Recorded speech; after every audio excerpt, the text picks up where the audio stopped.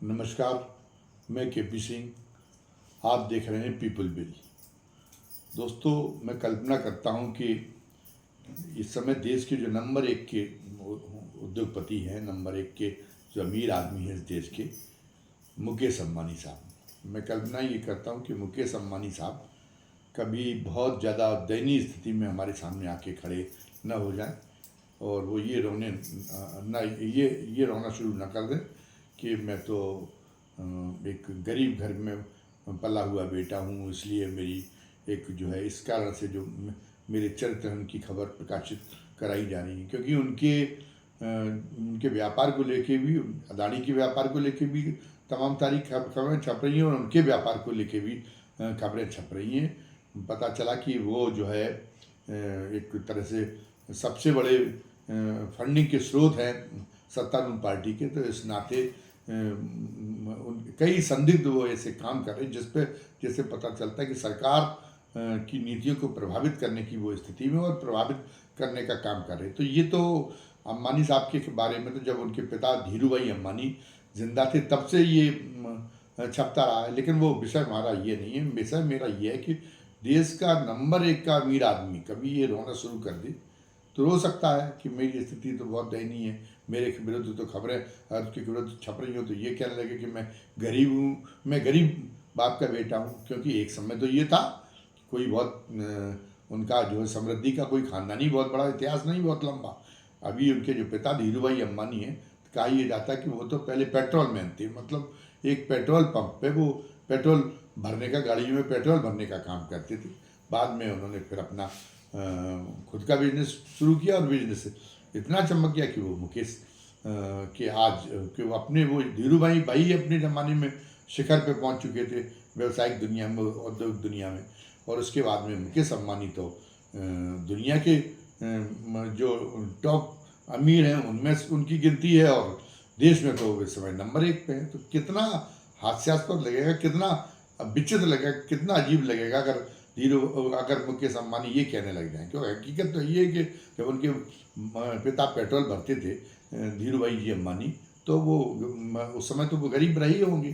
तो वो कहना शुरू कर दें कि मैं जो है ये विलाप करना शुरू कर दें कि अगर उनके खिलाफ कोई खबर छप गई कि मैं तो एक गरीब परिवार का बेटा हूँ, इसलिए लोग मुझे पचा नहीं पा रहे, इसलिए मेरी जो है वो मेरे खिलाफ इस ढंग की खबरें छप रही। ये मुकेश अम्बानी का उदाहरण देने का स्मरण मुझे इसलिए आया कि बिल्कुल सेम स्थिति जो है वो सिमिलर स्थिति हमारे प्रधानमंत्री नरेंद्र मोदी जी की है। उनके जो है सत्ता के गुजरात के मुख्यमंत्री से लेकर प्रधानमंत्री बनने तक की का जो उनका सफ़र है, तो उनकी इस मामले में उनकी सत्ता के 23 साल पूरे हो चुके और अब तो 24 साल पूरे हो गए। 23 साल उनके पिछले साल अक्टूबर में पूरे हुए थे और अब अक्टूबर में आने में कुछ ही एक ही महीना रह गया है, 2 महीने, सितंबर को भी मान लीजिए तो 2 महीने रह गए। तो उनकी ये था कि 23 वर्ष जो है उनकी सत्ता के, मोदी की सत्ता के, इस बात का जश्न गुजरात की सरकार ने मनाया था। उसके कहा गया कि उसमें विज्ञापन में ही जो अखबार मीडिया पर जो उन्होंने विज्ञापन दिए थे उस पर 8 करोड़ 81 लाख रुपए की उसमें राज्य सरकार की रकम फूक डाली थी। वो एक विषय अलग है। लेकिन मैंने कहा कि जो आदमी 23 साल से सत्ता में और ऐसे वैसे प्रधानमंत्री नहीं, हमारे ख्याल में इससे ज़्यादा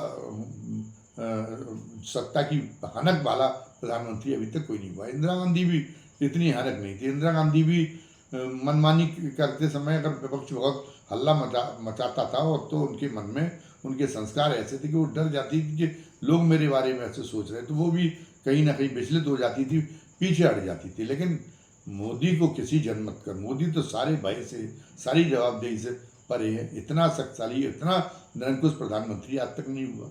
तो एक निरंकुश प्रधानमंत्री भी हो और जिसकी जिंदगी के मानक ये हों कि वो पता चला कि उसको दुनिया के किसी भी राष्ट्राध्यक्ष से अच्छी कार चाहिए और उसके लिए प्रधानमंत्री के रूप में जो उसको जो कार मिलती तो उस कार से संतोष नहीं कर पाता जो कार पहले से उपलब्ध थी। वो कार चाहिए और वो कार चाहिए जो दुनिया की किसी भी राष्ट्राध्यक्ष से ज़्यादा अच्छी हो। अच्छी ना हो तो वो अमेरिका के राष्ट्रपति के बराबर तो ही होनी चाहिए। उसको हवाई जहाज भी पता चला जो प्लेन चाहिए, वो जिस प्लेन में वो सफ़र किया वो प्लेन भी उसी स्तर का चाहिए। अमेरिका तो इतना अमीर देश है, लेकिन उसे अमेरिका के राष्ट्रपति जिस जिस प्लेन में चलते हैं उससे भी ज़्यादा सजा धजा, उससे भी ज़्यादा जो है वेल फर्निश्ड प्लेन चाहिए, उससे भी ज़्यादा महंगा प्लेन चाहिए। वो एक आदमी है। और फिर ये है कि वो अगर 12 घंटे केवल सऊदी अरेबिया में थे, जब पहलगाम पे हमला हुआ था तो 12 घंटे केवल सऊदी अरेबिया में रुके, और 12 घंटे में वो जिस जद्दा के जिस होटल में रुके हैं उस होटल का किराया का पेमेंट भारत सरकार ने किया 10 करोड़ रुपए का, उनका 12 घंटे का किराया।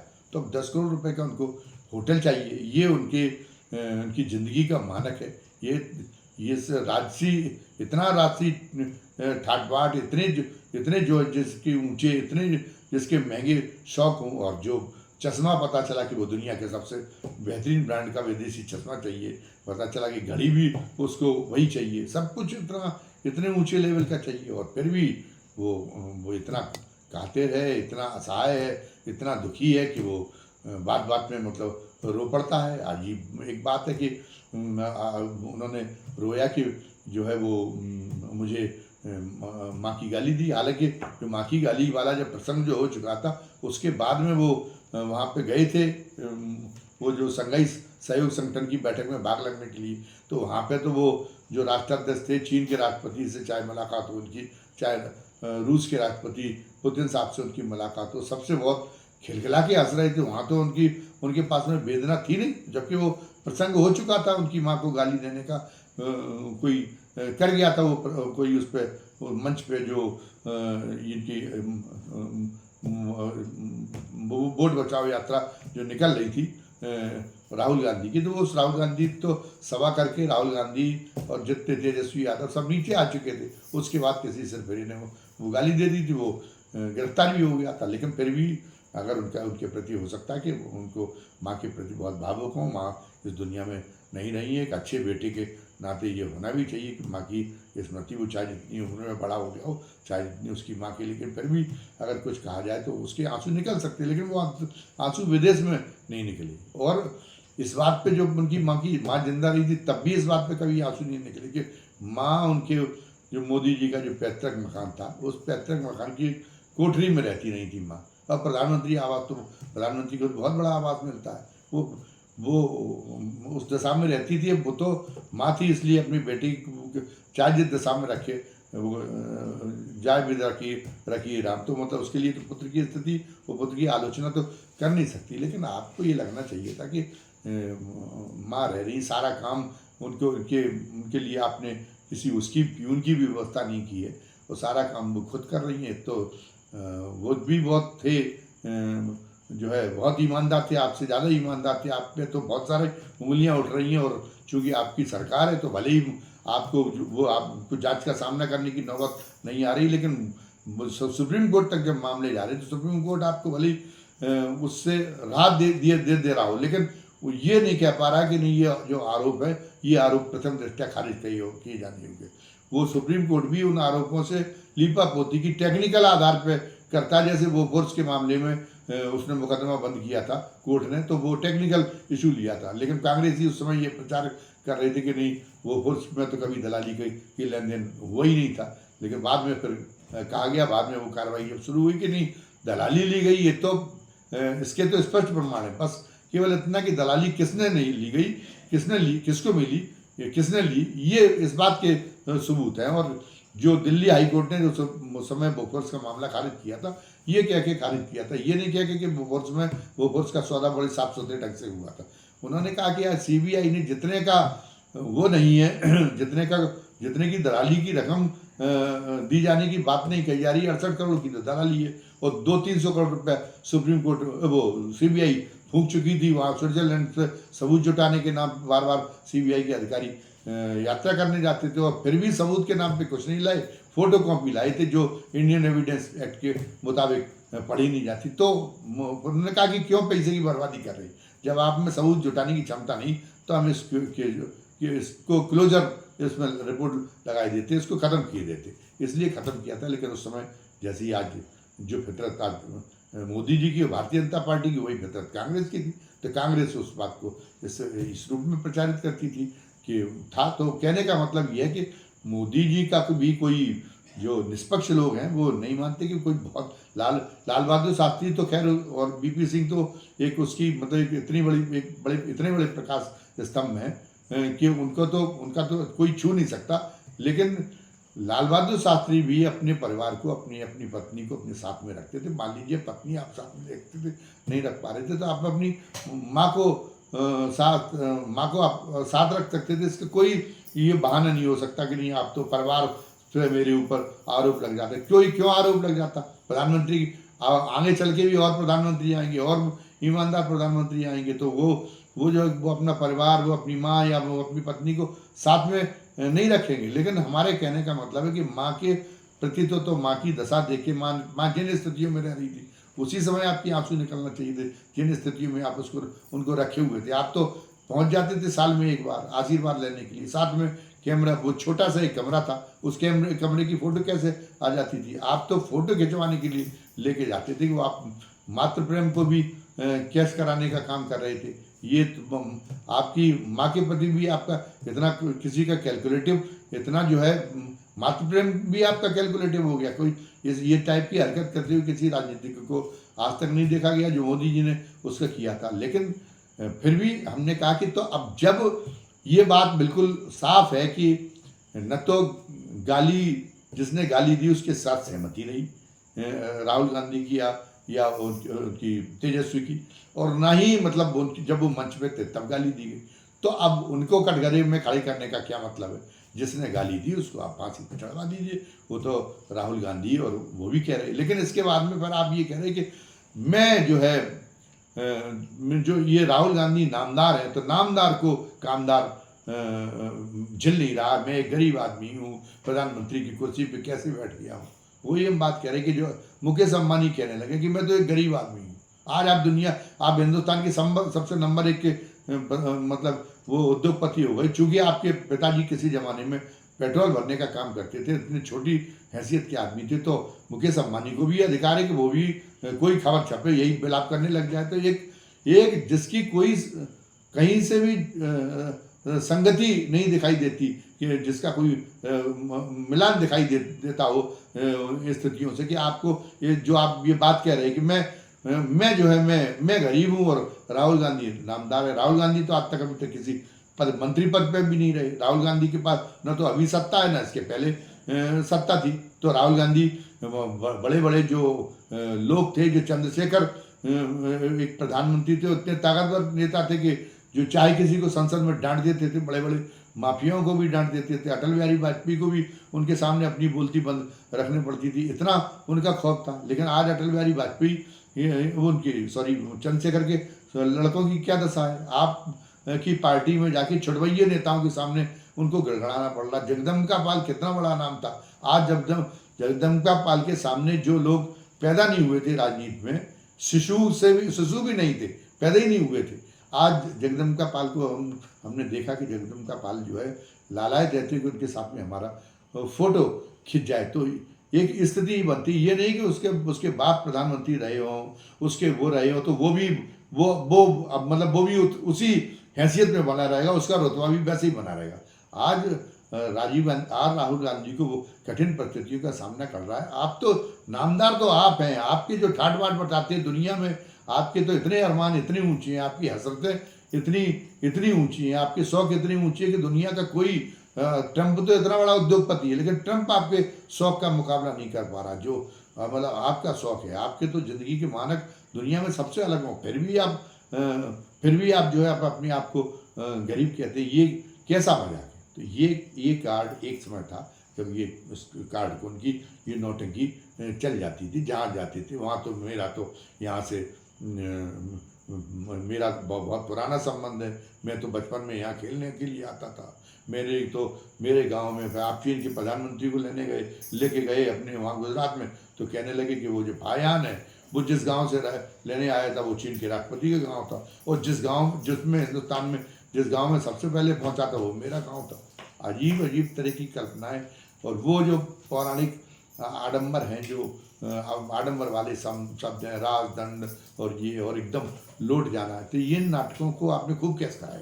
लेकिन काट की आंधी एक बार चलती। फार्मूला फिल्म में पुराने टाइम पे बनाते थे, राज खोसला जैसे लोग, हर फिल्म उनकी हिट हो जाया करती थी। एक कव्वाली सब कुछ तय था, एक कव्वाली, पार्क में हीरो हीरोइन का एक गाना, हीरो की और उसकी मारधाड़, हीरो का जेल में बंद हो जाना, उसके बाद में फिर हीरो को सैकड़ों गुंडों के एक साथ पराजित कर देना। तयशुदा स्क्रिप्ट थी, बदल बदल के यही आता रहता तो कुछ डायरेक्टरों की। लेकिन जब दर्शक मैच्योर हुआ और स्थितियां बदली और उसको जो है लगा कि नहीं, ये तो उसके अनुरूप नहीं है, वास्तविकता के अनुरूप इनकी कहानी नहीं रहती है, उसको बड़ा खोखलापन नजर आने लगा। जो उसकी एक पीढ़ी पहले के जो दर्शक थे, जो उन पे निशावर रहते थे, जिन दृश्यों पे, कव्वाली के दृश्य पे, उसके दृश्य पे, वो सारे के सारे दृश्य उसको बहुत सतही लगने लगे, बहुत ही फुहड़ लगने लगे। उससे लगने लगा कि अरे ये तो रामलीला के जो होती है उसके कलाकारों की, और उसकी भी, उससे भी गिरे हुए स्तर के जिन्होंने ये सब उसमें ये पटकथा लिखी गई है, जो थोड़ा नौटंकी होती है। रामलीला तो क्या कहें, रामलीला को क्या नाम है, वो गलत हो गया। जो नौटंकी होती है, नौटंकी में जो जिस ढंग से के संवाद होते हैं, नौटंकी में जिस ढंग की एक कहानी का प्रस्तुतिकरण होता है, उससे भी ज़्यादा आप एक घटिया बनाते हैं। जो पता चला कि जो पता वो पचती नहीं है कहीं, उस कहानी को हम देखें, उसमें उस वास्तविकता के तौर पे अगर उसमें देखें तो पचती नहीं है, तो वो दर्शक उबने लगा, तो वो जो है वो डायरेक्टर फेल हो गए। और आज तो बहुत ही कुशल डायरेक्टर चाहिए, बहुत वास्तविकता के अनुरूप उसके पटकथा लिखवा के, और वास्तविकता के अनुरूप उसके अभिनेताओं की भी आज परीक्षण होने लगा। एक ज़माने में लोग कहते उछल कूद केवल करते थे, जितेंद्र इसी से हिट हो जाते थे। कहने का मतलब है कि जब उतने लोग उतने समझदार नहीं होते, जब उतनी जागरूकता नहीं होती, या आपको उन्होंने शुरू में परखा नहीं, और आपने पता चला कि अपने प्रोपेगेंडा के जरिए अपनी छवि ऐसी बना ली मसीहा की तौर पर, तो आप जो कुछ भी अंड संड जो भी कहे जा रहे हैं लोग स्वीकार कर रहे हैं, और आपको सफलताएं मिलती जा रही। लेकिन उसके बाद में फिर लोगों को उसमें बड़ा विद्रूप नजर आने लगता है, बड़ा फुहड़पन नजर आने लगता है। वही बातें आप लगातार, जो कभी भी रोने लग जाना, कभी भी जो है मुझे नीच कहा गया, मैं तो मणिशंकर अय्यर ने तो मुझे नीच कह दिया, मैं तो ऐसी जात से पैदा हुआ हूँ, मैं तो कितना अपेक्षित रहा हूँ, ये फिर उसमें भी अपना एक उसमें उससे वो अक्षय खन्ना से एक आपने इंटरव्यू दिलवा दिया, फिर उसमें भी आपने ग्लैमराइज कराया कि मेरी गरीबी की मेरी क्या दशा। सादगी से जिस आदमी का दूर दूर तक संबंध नहीं है, जिस आदमी की हम पहले भी जिक्र करें, जिस आदमी का जीवन स्तर इतना अधिक ऊंचा है, जो वैश्विक स्तर पर सबसे ऊंचे जीवन स्तर पर, वो इस बात का रोना रहा है कि मैं नामदार नहीं हूँ, इसलिए मुझे नामदार लोगों द्वारा मुझको जो है नीचा दिखाने के लिए, इसलिए मेरी माँ को गालियाँ दिलवाई जा रही। ये जो फालतू की बात कहे तो उसका ये लगता है कि इसके अंदर कितना साहस है। लोग ये समझ नहीं पा रहे कि अब कल ही खुल चुकी है, अब इन सारी बातों पे लोग विश्वास नहीं कर पा रहे। तो इससे इसी का नतीजा ये कि इसको लेके जो आपने कहा कि अब जिलों में, गांव में लोग आप प्रदर्शन उससे कराएंगे तो माहौल बनेगा। माहौल दूसरे तरीके का बन रहा है। भारतीय जनता पार्टी के तो बेचारे कार्यकर्ताओं को अपनी ड्यूटी करनी है, तो आप निर्देश देंगे तो वो तो ठीक है, आप कांग्रेस के कार्यालय के सामने जाके प्रदर्शन करेंगे, लेकिन उसमें आम जनता का एक भी आदमी शरीक नहीं हो रहा। आपके पक्ष में जो सोशल मीडिया पे जो डाले जा रहे हैं, आपका जो फोटो वगैरह जो डाले जा रहे हैं, यहाँ दिखाया जा रहा है कि प्रधानमंत्री को किस तरह से गाली दी, उसके नीचे जो कमेंट आ रहे हैं, कमेंट देख लीजिए।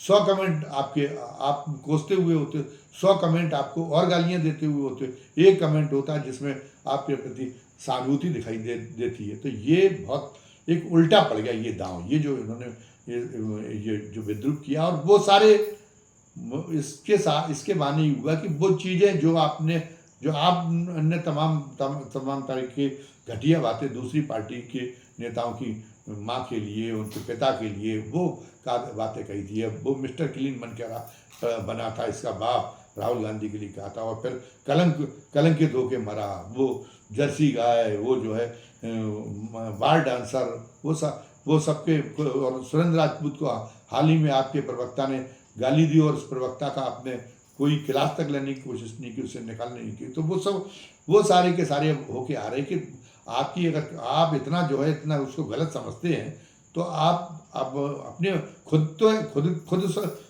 शब्दावली से बाज आएँ, और अपनी पार्टी में के लोगों को पार्टी में ऐसा एक तरह से वो बनाएं, एक ऐसा अनुशासन बनाएं कि पार्टी के लोग किसी के लिए अभद्र भाषा का इस्तेमाल न करें। तो वो तो आपने छूट दिया। कहीं निशिकांत दुबे हैं तो वो तो आपके छोटा साण है, वो किसी भी भाषा में किसी के बारे में भी कुछ भी कह सकते। राम सिंह गोदूड़ी हैं, उन्होंने दानिश अली के बारे में जो कहा था लोकसभा के अंदर, उसके बाद में तो भारतीय संसद का शर्म बिल्कुल जो सिर जो है वो शर्म से बिल्कुल पूरी दुनिया के सामने नीचा हो गया था। लेकिन इसके बावजूद भी आपने राम सिंह बिदूड़ी के खिलाफ कोई कार्रवाई नहीं होने दी। बल्कि अगर आपका बस चलता कि दिल्ली में जो है आप तो उसको मुख्यमंत्री बनाने वाले थे, और आपने जिनको मुख्यमंत्री बनाया भी है, रेखा गुप्ता, वो रेखा गुप्ता ने महिला होकर क्या बात कही थी कि ये तो अपने पैदा होने का अरविंद केजरीवाल अपनी माँ से वीडियो मांगता था। ये जो है ये आलोचना करने का यही तरीका, आलोचना आपकी विरोधी पार्टी है, आपको उसकी आलोचना करनी चाहिए। लेकिन आलोचना करने में आप एक सभ्य समाज की आपकी पार्टी, सब समाज की पार्टी है, तो उसका ये तरीका होना चाहिए। तो अब वो सारे के सारे जो सवालों के जो भूत हैं, जिनको आपने दफन कर दिया था अपनी हेगड़ी से, लोग कह रहे थे कि चिल्लाएं भी, आप कितना भी गलत करें, जब आपको मानना नहीं है और आपके साथ में फिर भी लोग हैं, तो अब हम क्या करें। तो इसलिए वो खामोश हो गए थे। वो समय तात्कालिक तौर पे वो उठी थी, बातें उठी थी, तात्कालिक तौर से आपसे जवाब मांगा गया था। जब रिस्पॉन्स नहीं मिला, लोगों का भी रिस्पॉन्स नहीं मिला, और आपका भी नहीं, आप भी कहीं उससे विचलित नहीं हुए थे, लोगों ने उसको दफन कर दिया था। लेकिन अब वो सारे के सारे प्रेत उससे कब्र से निकल के बाहर आ रहे। तो आपका तो वो भी पता नहीं कि आप ही का आदमी था या किसी और का, या मतलब वास्तव में कोई सरफरा था, ये भी साबित नहीं हो पा रहा। लेकिन ये तय है कि वो विपक्षी नेताओं का न तो कार्यकर्ता था, न विपक्ष से जो गालियाँ आपको दी गई तो उससे कोई संबंध था, और सभी ने उनको गालियाँ दी जाने की निंदा की है। लेकिन आप जवाब नहीं दे पा रहे कि आप जो है उसको, जो प्रेम है आपका राष्ट्रीय प्रवक्ता, जिसने टीवी चैनल के सामने, अपने कैमरे के सामने इतनी अभद्र, सुरेंद्र राजपूत की माँ के लिए इतने अभद्र शब्दों का इस्तेमाल किया, आप उसको सिर पर बैठाई क्यों है। तो अब उल्टा पड़ रहा, बूमरैंग कर गया उनका। मतलब वो जिस मुद्दे को उन्होंने उठाना चाहता कि एक भाषा का संयम और वो सब सीखना चाहिए, जो राजनीति में, जो सार्वजनिक जीवन में काम करते हैं, वो आलोचना करें, लेकिन उनके पास शब्द कौशल होना चाहिए। वो जो उसकी जो श्रेष्ठता की जो सौम्यता की जो लक्ष्मण रेखा है, वो उसको पार ना होने दो। तो अब ये सवाल, अब ये लोगों को इससे, जिस ढंग से आपने जो शुरुआत कर दी, उसकी वजह से अब लोग इस तरह, लोगों का ध्यान फिर आपने जो शुरुआत की, आपने जो राजनीति को में जो गंदगी घोलने का काम किया, शब्दों के जरिए, भाषा के जरिए, आचरण के जरिए, वो अब एक लोगों के अंदर वो एक विषय बन रहा है सोचने का, और वो बातें आपके खिलाफ जा रही हैं। अब मोदी जी के कोई अच्छा सलाहकार हो तो वो उनको इस बारे में अगर बताएगा, तो मोदी जी को खुद ये महसूस करना पड़ेगा, या वो उनकी पास में तो टीम है, आईटी की पूरी टीम है, वो पढ़ती होगी, कमेंट पढ़ती होगी, जो तमाम सारे लोग, तमाम सारी जो न्यूज़ चैनल हैं उनके जो डाले जाते हैं फेसबुक पे या ट्विटर पे, तो उसके बाद में उसके किस रूप में कमेंट आ रहे वो पढ़ते होंगे। तो फिर अब मोदी जी को पछतावा हो रहा होगा कि ये मुद्दा उठा के हमने जो राहुल गांधी का संभावित हाइड्रोजन बम है उसकी काट का हमने ये जो तरीका सोचा, ये तरीका जो है बहुत ही हमसे एक बहुत बड़ी चूक हुई है। इसका पछतावा निश्चित रूप से हो रहा होगा। धन्यवाद। जय हिंद, जय भारत।